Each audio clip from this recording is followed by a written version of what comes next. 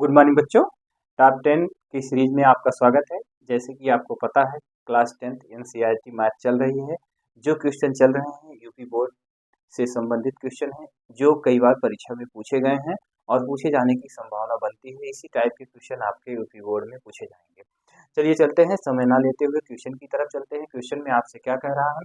Question में कह रहा है समीकरण एक्स स्क्वायर, यहाँ देखेंगे x square minus 7x plus 12 equal to 0 के मूलों के व्युत्क्रमों का योगफल ज्ञात कीजिए। यानी एक समीकरण दे दिया है, इस समीकरण में आपसे कह रहा है मूलों का योगफल और गुणनफल पहले ज्ञात करिए।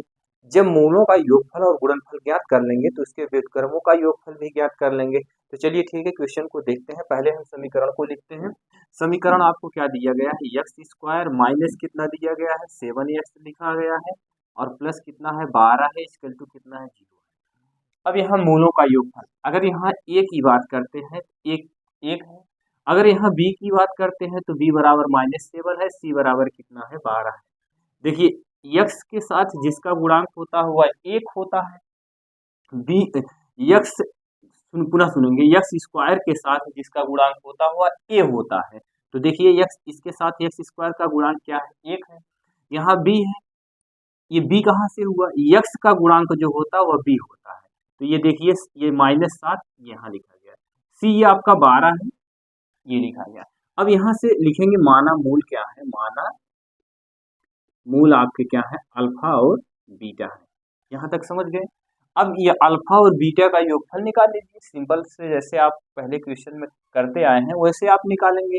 अल्फा प्लस बीटा बराबर क्या लिखेंगे? माइनस बी बाई ए लिखेंगे।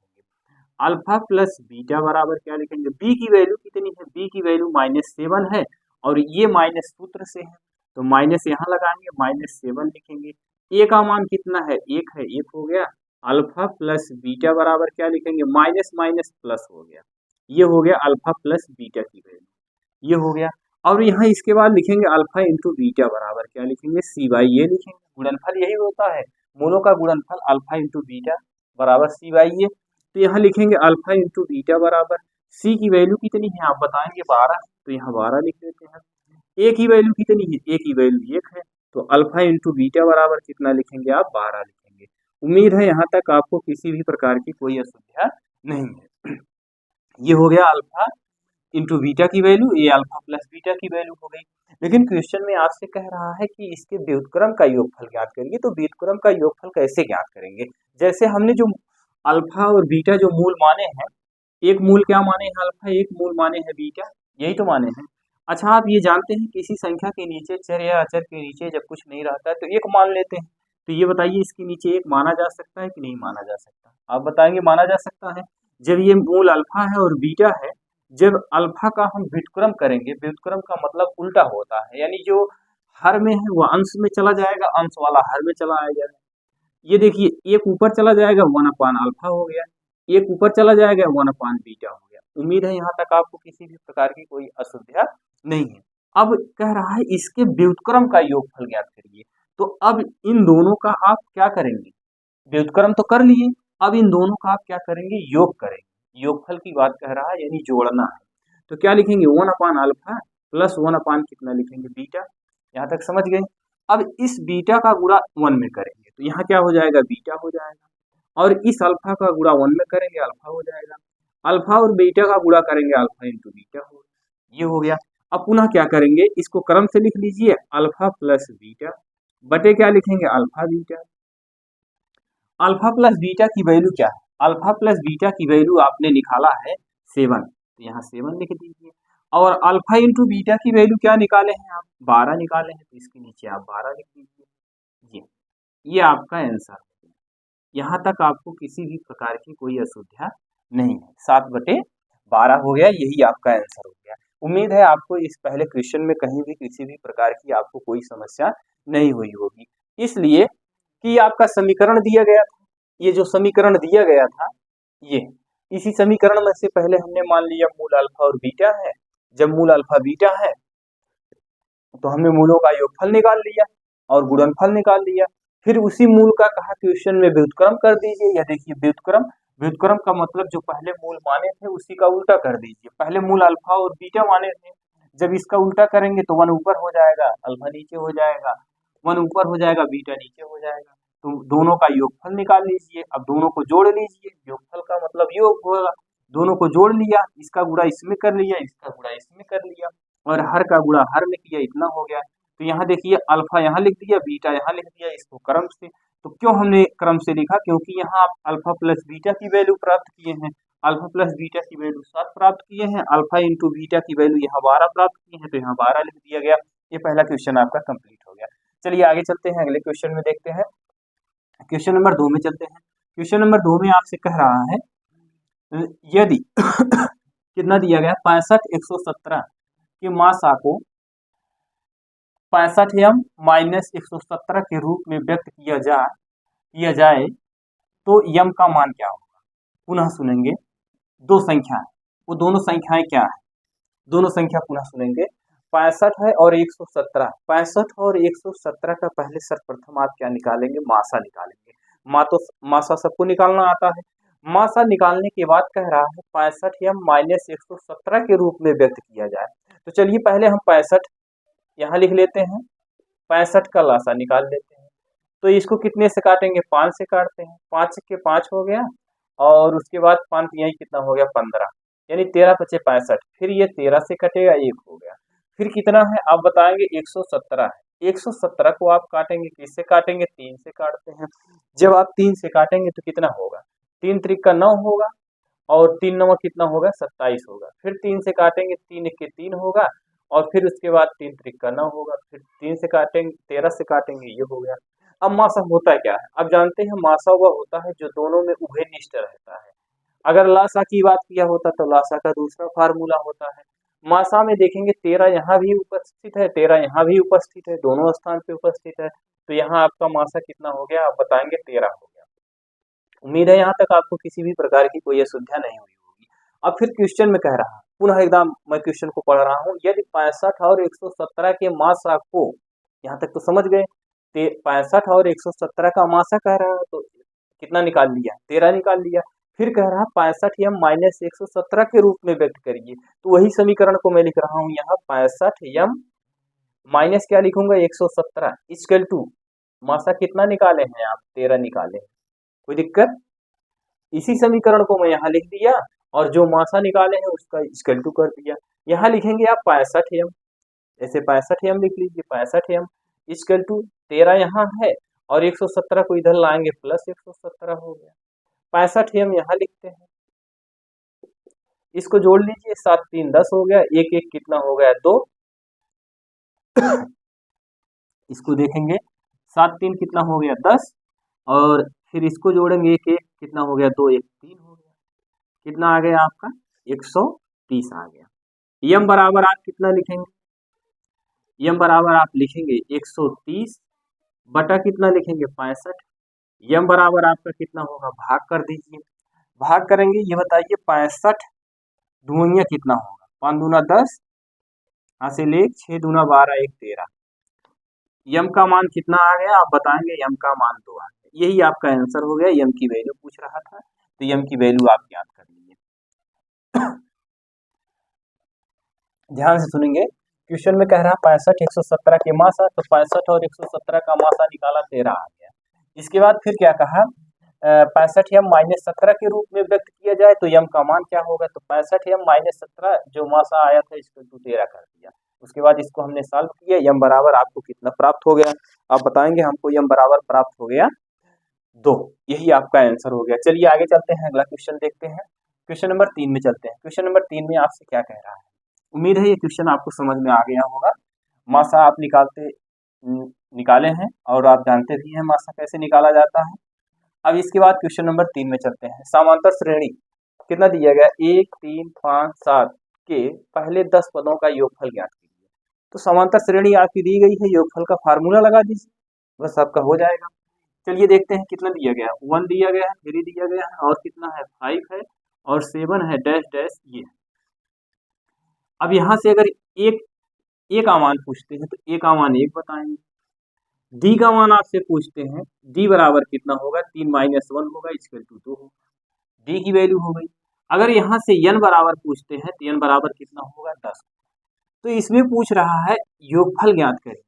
तो समांतर श्रेणी के n पदों का योगफल होता है Sn बराबर n/2 कोष्टक में 2a प्लस n-1 d। ये आपका क्या है, आप बताएंगे ये सूत्र है। n की वैल्यू कितना लिखेंगे, 10। क्यों 10 लिखेंगे, क्योंकि 10 पदों तक कह रहा है। पद का मतलब होता है n। कितना लिखेंगे, 10/2 हो। 2 गुणे 1 का मान कितना है, a का मान 1 है, n का मान कितना है 10-1, d का मान कितना है, d का मान आपने 2 प्राप्त किया है। सारी चीजें यहीं से रख रहे हैं। d की वैल्यू देखिए 2 आया है, सर्वांतर 2 1 के 2, 2 पंचे 10, यहाँ 5 हो गया। यहाँ 2 का गुणा 1 में करेंगे 2 होगा, इसको घटाएंगे 9 हो गया, गुणा कितना होगा 2। यहाँ कितना लिखेंगे 5, यहाँ लिखेंगे 2, 9 दूना कितना होगा 18 होगा, ये 18 हो गया। अब फिर क्या करेंगे, यहाँ 5 को ऐसे लिखेंगे, 18 दो कितना होगा 20 होगा, 18 में 2 जोड़ेंगे 20 होगा, फिर 20 का गुणा 5 में करेंगे, 20 पंचे 100 होगा। यही आपका आंसर होगा। उम्मीद है आपको समझ में आ गया होगा। ये आपकी श्रेणी थी, श्रेणी में से a निकाला, d निकाला और n कितना दिया गया था 10। सूत्र Sn बराबर n/2 2a plus n-1 d होता है। तो n की वैल्यू 10 लिखा गया बटे 2 लिखा गया, सूत्र से है 2a होगा। a की वैल्यू आप यहाँ से रखें 1 हो गया, प्लस n का मान कितना है 10 है, तो 10 रखा गया, 1 को घटाएंगे। d की वैल्यू आप कितना प्राप्त किए हैं, d की वैल्यू 2 प्राप्त किए हैं, 2 रखा गया। इसके बाद फिर क्या किया गया, 2 के 2, 2 पंचे 10 हो गया, फिर इस 2 का गुणा 1 के साथ हुआ, 2 1 के 2 हुआ, 10 में से 1 को घटाएंगे तो कितना होगा 9 होगा, इस 2 का गुणा किया गया, 5 को यहाँ ऐसे लिखा गया, 2 को यहाँ ऐसे लिखा गया, 9 दूना 18 हो गया, 18 में 2 जोड़ेंगे तो 20 होगा, 5 यहाँ बाहर है तो 20 पंचे 100। ये आपका क्वेश्चन हो गया। चलिए आगे चलते हैं, अगला क्वेश्चन देखते हैं। अगले क्वेश्चन में आपसे क्या कह रहा है, क्वेश्चन नंबर ये कौन सा था आपका, क्वेश्चन नंबर 3 था। क्वेश्चन नंबर 4 में चलते हैं। क्वेश्चन नंबर 4 में आपसे कह रहा है, जरा क्वेश्चन नंबर 4 आप सॉल्व करके कमेंट करिए तो कितना आंसर आ रहा है। क्वेश्चन नंबर 4 में कह रहा है, दिए गए चित्र में छायांकित भाग का क्षेत्रफल होगा। अब देखिए, एक बार मैं चित्र को यहाँ बड़ा से बना दे रहा हूँ। ये आपका चित्र है, ये आपका केंद्र है, ये 7 सेंटीमीटर है, ये भी 7 सेंटीमीटर है। यहाँ कितना दिया गया है, 60 अंश दिया गया है। यहाँ ए लिखा है, यहाँ बी लिखा है। अब छायांकित भाग इसका पूछ रहा है, ये छायांकित भाग है, इसको छायांकित कर देते हैं।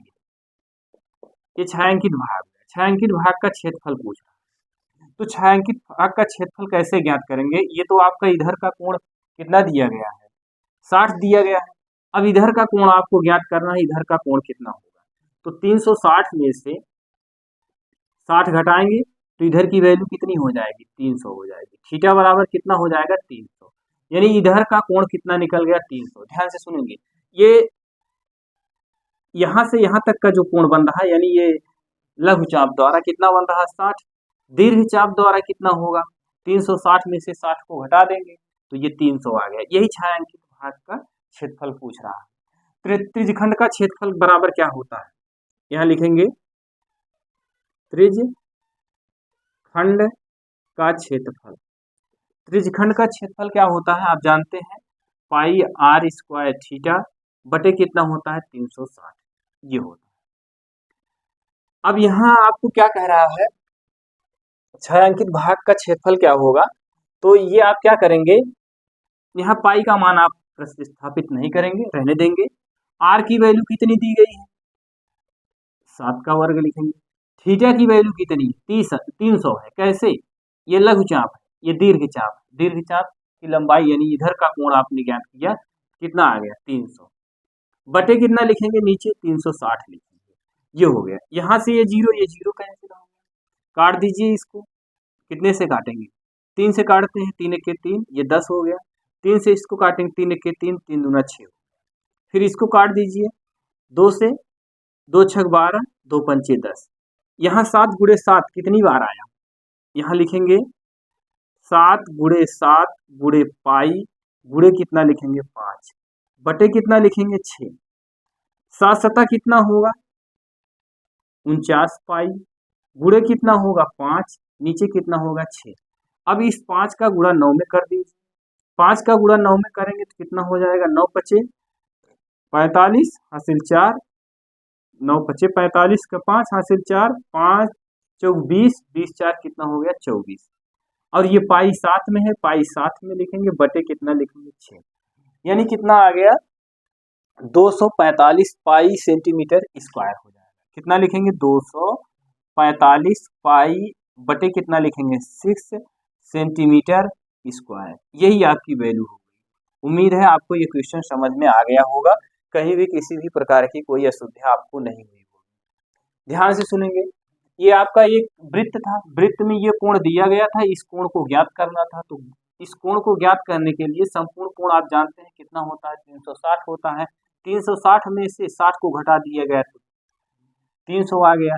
त्रिज्यखंड का क्षेत्रफल, यानी यह पूछ रहा था छायांकित भाग, छायांकित भाग का मतलब इस पूरे का त्रिज्यखंड का क्षेत्रफल होता है पाई आर स्क्वायर थीटा बटे 360। पाई को नहीं रखा गया, आर की वैल्यू 60 है। आर बराबर कितना दिया गया, आर बराबर आपको 7 सेंटीमीटर त्रिज्या का ये वृत्त है 7 है, तो यहाँ 7 लिखा गया। उसके बाद थीटा की वैल्यू 300 लिखी गई, नीचे 360 लिखा गया। इसको सरल किया गया, एक जीरो यहाँ से, एक जीरो यहाँ से, फिर इसको सरल करके यहाँ 7 का वर्ग था इसलिए 7 गुणे 7 लिखा गया, फिर पाई लिखा गया। अब यहाँ 7 गुणे 7 गुणे 5 और पाई हो गया बटे 6 हो गया, गुणा करने पर 245 पाई बटे 6 सेंटीमीटर स्क्वायर हो गया। यही आपका आंसर हो गया। इस टाइप के क्वेश्चन को आपको ऐसे ही सॉल्व करना है। चलिए आगे चलते हैं, अगला क्वेश्चन देखते हैं। क्वेश्चन नंबर 5 में चलते हैं। क्वेश्चन नंबर 5 में आपसे क्या कह रहा है, 7 सेंटीमीटर त्रिज्या वाले गोले का वक्रपृष्ठ ज्ञात कीजिए। गोले का वक्रपृष्ठ का क्षेत्रफल क्या होता है, आप बताएंगे गोले का वक्रपृष्ठ का क्षेत्रफल क्या होता है। क्वेश्चन नंबर 5, गोले का वक्रपृष्ठ का क्षेत्रफल 7 सेंटीमीटर, आर बराबर कितना दिया गया है 7 सेंटीमीटर, आर बराबर कितना दिया गया है 7 सेंटीमीटर त्रिज्या वाले। अब लिखेंगे गोले का वक्रपृष्ठ, गोले का वक्रपृष्ठ क्या होता है 4 पाई आर स्क्वायर, गोले का वक्रपृष्ठ 4 पाई आर स्क्वायर होता है। अब यहां से आप क्या करेंगे, गोले का वक्रपृष्ठ 4 पाई आर स्क्वायर होता है, तो आप इसको सॉल्व कर डालिए। सॉल्व करेंगे तो कितना लिखेंगे, यहाँ लिखेंगे 4 पाई रहने दीजिए, आर की वैल्यू कितनी दी गई है, आर की वैल्यू देखिए 7 सेंटीमीटर दिया गया है, यहाँ 7 का वर्ग कर दीजिए। और नहीं तो यहाँ से आप लिख दीजिए 4 पाई की वैल्यू कितनी होती है 22 बटे 7, गुणे क्या करेंगे 7 गुणे 7। क्यों 7 गुणे 7 किया गया, क्योंकि 7 का वर्ग है, यहाँ 7 कैंसिल हो गया। अब इसको आप गुणा कर डालिए, 4 का गुणा 2 में करेंगे 4 दूना 8, फिर 4 का गुणा 2 में करेंगे 4 दूना 8, गुणे कितना हो गया 7 हो गया। अब इसका गुणा 7 का गुणा 8 में करेंगे, ध्यान से सुनेंगे कितना हो जाएगा, 7 8 कितना होगा 56, 56 के 6 हो गया। फिर 7 8 56, 56 में 5 जोड़ेंगे कितना हो जाएगा, आप बताएंगे कितना हो जाएगा। ये आपका आंसर प्राप्त हो गया 616 सेंटीमीटर स्क्वायर। यही हो गया आपका आंसर। उम्मीद है आपको कहीं भी किसी भी प्रकार की कोई असुविधा नहीं हुई होगी। जब त्रिज्या दी गई थी, त्रिज्या 7 सेंटीमीटर का कह रहा था, गोला है, यहाँ से क्वेश्चन में देखेंगे 7 सेंटीमीटर त्रिज्या वाले गोले का वक्रपृष्ठ, गोले का वक्रपृष्ठ होता है 4 पाई आर स्क्वायर होता है। तो 4 पाई आर स्क्वायर, आर का मतलब कितना हो गया 7 का वर्ग हो गया। 4 यहाँ लिखा गया, पाई की वैल्यू 22 बटे 7 लिखी गई, यहाँ से 7 7 कैंसिल हो गया, 4 गुणे 22 हुआ 88 हुआ, ये 7 बचा हुआ, 7 से गुणा किया गया, 616 सेंटीमीटर स्क्वायर हो गया। तो ये क्वेश्चन नंबर आपका कौन सा, क्वेश्चन नंबर 5 हो गया। चलिए क्वेश्चन नंबर 6 में चलते हैं। क्वेश्चन नंबर 6 में आपसे क्या कह रहा है, क्वेश्चन नंबर 6 में आपसे कह रहा है काश थीटा बराबर √3, यहाँ ध्यान से सुनेंगे, काश ए बराबर कितना दिया गया है √3/2, तो tan 2a का मान पूछ रहा है। ये बताइए, यहाँ हम काश को ऐसे लिखते हैं, काश ए बराबर, ये काश कितने अंश का मान है, आप बताएंगे। ये काश जो है 30 अंश का मान है, ये हो गया काश 30 अंश का मान √3/2 होता है। ये काश इधर आएगा, इनवर्स में होगा, तो इनवर्स और काश कैंसिल हो जाएंगे, तो ए बराबर आपको यहाँ से कितना प्राप्त हुआ, आप बताएंगे 30 अंश। ध्यान से सुनेंगे, अगर यहाँ cos 30 अंश का मान रखेंगे √3/2 होगा, जो आपकी आदत दी गई थी वही हो जाएगी। अब यहाँ कह रहा है tan 2a का मान ज्ञात कीजिए। tan 2a यहाँ लिखेंगे tan 2a की वैल्यू कितनी है, 30 अंश है। कितना लिखेंगे, tan 30 दूना कितना होगा, 60 होगा। tan 60 अंश का मान कितना होता है, आप जानते हैं tan 60 अंश का मान होता है √3। ये आपका आंसर होगा। tan 60 अंश का मान होता है √3। यही आपका आंसर हो गया। इस क्वेश्चन में आपको बहुत ज़्यादा समय लेने की ज़रूरत नहीं थी, आप इस क्वेश्चन को ऐसे ही सॉल्व करें। चलिए आगे चलते हैं, अगला क्वेश्चन देखते हैं। अगले क्वेश्चन में आपसे कह रहा है, दिया है यदि 6, 8, 5, 7 यक्स तथा 4 का समांतर माध्य 7 है तो यक्स का मान ज्ञात कीजिए। तो चलिए चलते हैं, समांतर माध्य का डायरेक्ट फार्मूला रखते हैं। समांतर माध्य, समांतर माध्य बराबर क्या होता है, पदों का योगफल बटे पदों की संख्या। ये बताओ समांतर माध्य है कितना, समांतर माध्य 7 दिया गया तो यहाँ 7 लिख दीजिए। पदों का योगफल, पदों का योगफल का मतलब यही जोड़ डालिए। क्या जोड़ेंगे, 6 प्लस कितना लिखा गया है 8 प्लस कितना लिखा गया 5 प्लस कितना लिखा गया 7 प्लस कितना लिखा गया x प्लस कितना लिखा गया 4 बटे पदों की संख्या। पदों की संख्या का मतलब गिन डालिए कितने पद हैं, 1 2 3 4 5 6, 1 2 3 4 5 6, 6 पद हैं। यहाँ देख लीजिए 1 2 3 4 5 6, तो यहाँ बटे कितना कर लेंगे 6। अब क्या करेंगे, 7 को ऐसे लिखेंगे, 8 6 कितना होगा 14 होगा, 14 5 कितना होगा 19, 19 में एक जोड़ेंगे 20 6 26, 26 4 कितना होगा 30, 30 प्लस x बटे कितना लिखेंगे 6। जोड़िए, इसको जोड़ना है, आप चाहे जैसे जोड़िए, जोड़ना आपके ऊपर निर्भर करता है, आप इसको कैसे जोड़ सकते हैं। यहाँ देखिए ये 7 को ऐसे लिखा गया, अब इस 7 के नीचे 1 मान लीजिए, 1 का गुणा इसमें कर लीजिए 30 और फिर प्लस x, फिर इस 6 का गुणा 7 में करें, 6 सत्ते कितना होगा 42 होगा, तो x बराबर कितना होगा 42 माइनस कितना होगा 30, तो x बराबर कितना हो जाएगा 2 और 1, x की वैल्यू कितनी आ गई आप बताएंगे 12। यही x का मान पूछा था, तो x का मान आप ऐसे ही ज्ञात करेंगे। उम्मीद है इसमें ज़्यादा समय ना लेंगे आप, क्योंकि प्रैक्टिस सेट जितनी भी चल रही हैं हर एक में समांतर माध्य आपको ज्ञात करना है, तो ऐसे ही आप ज्ञात करेंगे। उम्मीद है आपको समांतर माध्य यदि देगा तो आप समांतर माध्य निकालना सीख लिए हैं, आप कर ले जाएंगे, कहीं भी किसी भी प्रकार की आप कुछ नहीं करेंगे समांतर माध्य में। चलिए आगे चलते हैं, अगला क्वेश्चन देखते हैं। क्वेश्चन नंबर 8 में चलते हैं। क्वेश्चन नंबर 8 में आपसे क्या कह रहा है, क्वेश्चन नंबर 8 में 2 समीकरण दे दिए गए हैं और दोनों समीकरण के कह रहा हल होंगे। तो दोनों समीकरण को आप ऐसे पहले लिख लीजिए, कितना दिया गया है 2x plus Y equal to कितना दिया गया 4, समीकरण 1 हो गया। और फिर अगला कितना दिया गया x minus y equal to कितना दिया गया 5, यह समीकरण 2। अब आप यहाँ लिख लीजिएगा समीकरण 1 2 को हल करने पर, तो देखिए ये प्लस ये माइनस ये दोनों कैंसिल हो गए, ये 2x है ये x है, तो कितना हो गया 3x हो गया, 5 4 कितना होगा 9 होगा, x बराबर कितना होगा 9/3 होगा, x बराबर कितना होगा 3 के 3, 3 त्रिका कितना होगा 9 होगा, x की वैल्यू कितनी आ गई 3 आ गई। अब यही x का मान उठा ले जाके चाहे समीकरण 1 में चाहे 2 में रख दीजिए, लिखेंगे x का मान समीकरण 2 में रखने पर, समीकरण लिखेंगे x का मान समीकरण 2 में रखने पर, 2 क्या है x minus y equal to 5 है, तो यहाँ x का मान कितना प्राप्त किए हैं 3, तो x के स्थान पे 3 रखेंगे। y की वैल्यू आपको ज्ञात करनी है, y को ऐसे लिख लीजिए इक्वल टू 5 को लिख लीजिए, इस माइनस y को यहाँ ऐसे लिखेंगे, 5 को यहाँ ऐसे लिखेंगे, इस 3 को इधर ले जाएंगे -3 हो जाएगा, तो y माइनस वाई बराबर कितना हो जाएगा 5 में से 3 को घटाएंगे तो कितना आएगा 2, इस माइनस को ट्रांसफर कर देते हैं 2 के पास, -2 हो गया। यही आपका आंसर हो गया, यानी आपको कितना आ गया 3 -2 आपका आंसर हो गया। तो इसमें भी आपको ज़्यादा समय लेने की जरूरत नहीं है, आप इस क्वेश्चन को आप ऐसे ही सॉल्व करेंगे। चलिए क्वेश्चन नंबर 9 में चलते हैं। क्वेश्चन नंबर 9 में आपसे क्या कह रहा है, क्वेश्चन नंबर 9 में क्वेश्चन नंबर 9 में आपसे कह रहा है 1/x² बटा कितना दिया गया 5 इक्वल टू 1 कितना दिया गया 9। तो x का मान ज्ञात करने के लिए आपसे कह रहा है। तो अब आप इसको कैसे सॉल्व करेंगे? देखिए यहाँ लिखेंगे 1/x² प्लस कितना दिया गया, यहाँ 5 दिया गया, तो इस 5 को लिखते हैं इक्वल टू कितना दिया गया 1/9।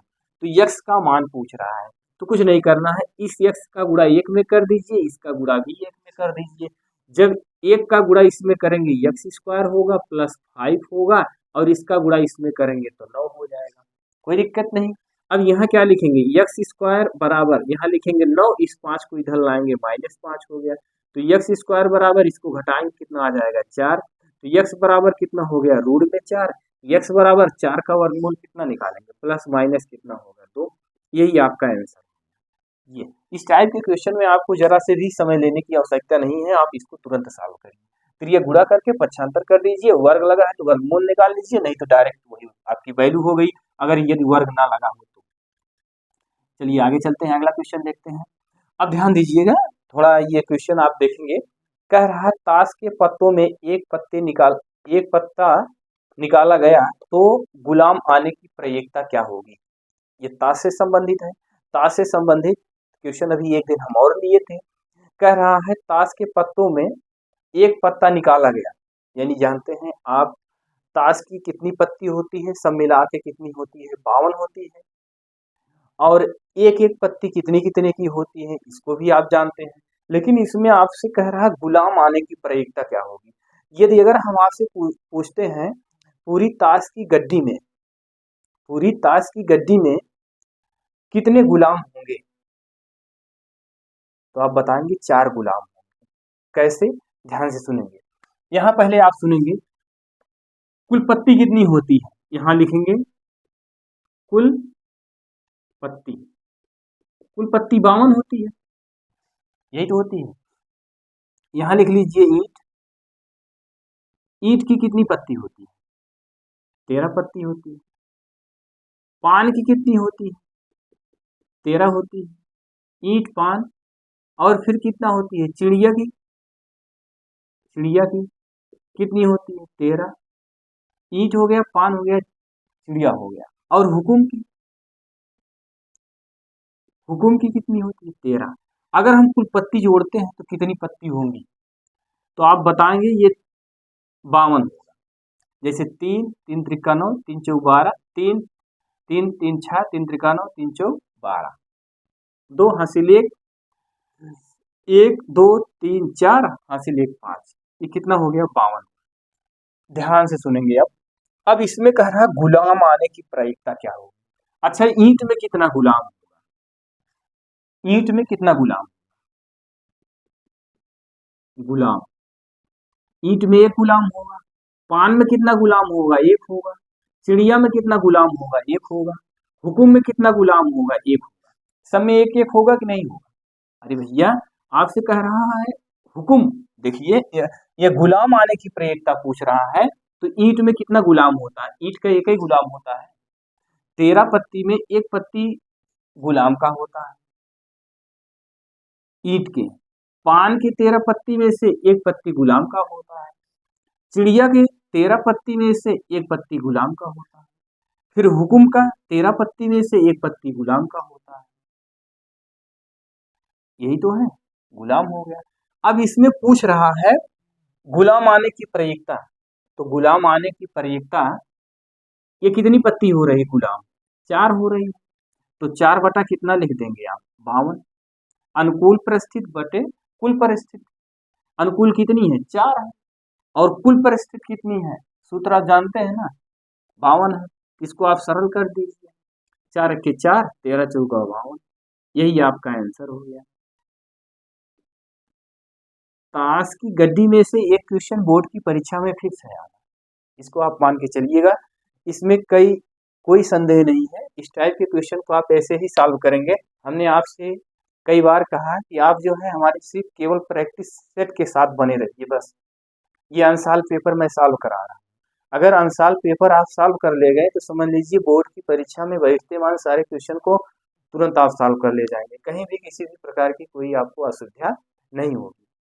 लेकिन आप एक एक प्रैक्टिस सेट डेली देखते चलिए। जो प्रैक्टिस सेट को नहीं देखे हैं उसको भी आप देख डालिए, क्योंकि आपने देखा आज जो है प्रैक्टिस सेट कितना है आप बताएंगे, 13 है। तो हमने 130 क्वेश्चन करा दिया है। डेली 10-10 क्वेश्चन चलते हैं। शाम को 6:15 बजे आपकी क्लास होती है, आप उस क्लास को जरूर अटेंड करिए।